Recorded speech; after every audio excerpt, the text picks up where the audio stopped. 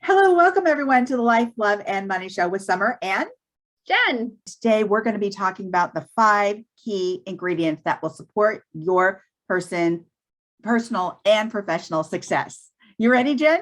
Yes, I am. Let's do it. All right, awesome. So here we go. So we're going to talk about the 5 key elements that will help support your success. So the first tip, know your values. Oh my gosh, so important. Understand what they are and live by these values in everything you do. When you do this, they will tell the world who you are. And also your consumers will have an idea of what you're about and who you are. So understand what those are. Understand those values. Are they honesty, kindness, equality, money? Be honest. What are your thoughts, Jen? Yeah, I love this because when you think about companies, right? What do they focus on when they're forming that entity? What is the mission and what is the vision? And it's no different for us as individuals, whether you're a sole proprietor, a small LLC, or whatever the case may be. You need those core values in order to determine, like, what is it that you stand for? What is it that you want to be known for? How do you know who you are reaching if you don't even know what you want to represent? So core values, super, super always important. Oh my gosh, yes, love that. Tip number 2, create healthy habits. So important. Routines turn into habits. So create habits that are going to support your mental and physical well-being. So important here. Thoughts, Jen, about that? I love habits. I love habits and I love routine. And I know for me, if I don't follow that, if I don't create that, this is when you feel like you're wandering around, you feel lost. And most of all, I hate the feeling of wasting time that wasn't planned for what I should be doing. There's those days when I am following those habits that like you said, have eventually become routine and the day just starts off smoothly. Oh, You yeah. might have heard of some of those terms called like the morning miracle. It's about establishing those habits. It's about establishing those things that you know are important to you in alignment with those core values. But then how do you move that into where it's becoming a part of your routine every single day? And when you don't have that, that's how your day can feel off kilter. So alongside with the core values, that those habits, that routine, extremely important. Oh my gosh, so important. So tip number 3, have goals. Yeah. Goals.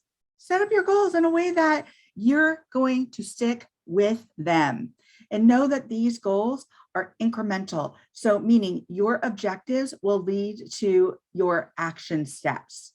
Jen?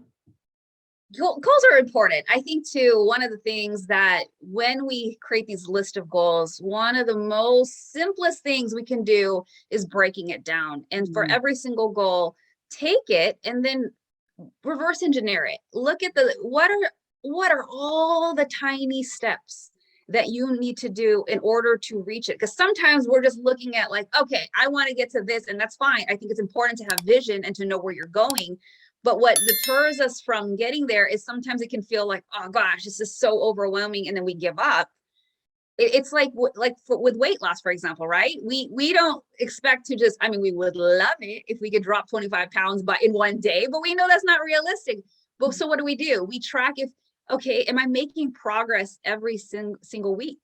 Yeah. And we, 1 to 2 pounds a week or whatever that looks like for you. But it's not 25 pounds overnight, and it's no different with your goals. How can you break it down into bite-sized chunks so that you're continuously making progress? Oh, absolutely. Great examples there, Jen. And then tip number 4, be willing to learn from your missteps. Always reflect on the steps that you've taken because they're not the big F word. They're not failures. They're missteps. And there's so much wisdom to be applied from those missteps. I think that's so important because missteps can be some of our best teachers. Yeah, missteps is interesting because they are our teachers. The experience that we gain from those moments is so important for us to learn from, and that's where we gain wisdom, like Summer says. And if we can shift it from, oh gosh, I'm such a loser, I keep failing. If you can learn to shift that perspective of, what do I learn? What did I learn in this moment? What is this teaching me? How do I adjust?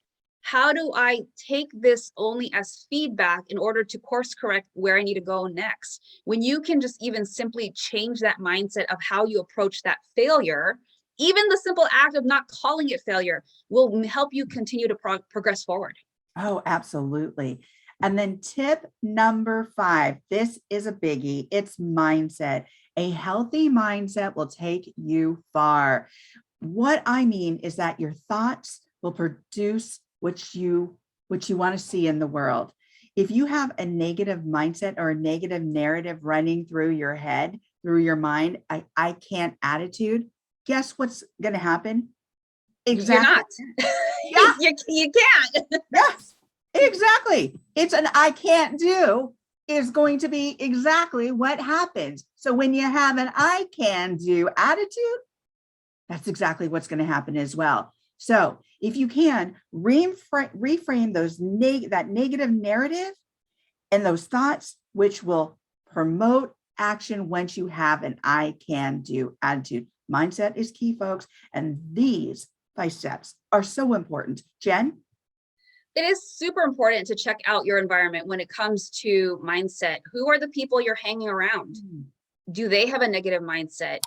Who are the people you follow, especially on social media? What are you allowing your brain to consume? They all have a massive impact on how you start to think. That's why we hear things like, birds of a feather flock together. You might have even heard that statistic that your income is a direct correlation of the average of the 5 people that you hang around the most, which is kind of scary, depending on who you hang out with. You have to take a look at how is your environment affecting you. And so when you want to improve your mindset, if you want to be better in that area, take a look at what you're surrounding yourself with. Who are the people you're hanging around? What are you consuming? Are you reading books? Are you reading biographies of successful people or people that are inspiring, that overcame, tremendous obstacles? Like, what is it that you're consuming? Be so aware of that in order to keep a healthy and positive mindset. I love that, Jen. These 5 tips are just so important. Yep. So with that said, thank you for being here. If you liked what we said, make sure to hit the like button below. And more importantly, make sure you subscribe and hit the notification bell for any new and upcoming videos so you don't miss out. Until next time, thanks for being here. Yeah. Bye.